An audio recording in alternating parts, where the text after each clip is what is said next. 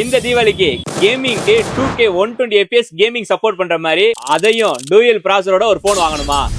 Welcome to Yazh mobiles. இந்த தீபாவளி கலெக்ஷன்ல நம்ம first பார்க்க போற மாடல் விவோல X200 தான் கொண்டு வந்திருக்கோம். ஜீஸ் கொலாபரேஷன்ல போர்ட்ரேட் ஷாட்டுக்கும் சரி, வீடியோக்கும் சரி, செல்ஃபிக்கும் சரி தரமா இருக்க மாதிரி ஒரு மாடல் வாங்கணும்ட்டீங்கன்னா இந்த விவோ X200 நீங்க தாராளமா வாங்கலாம்.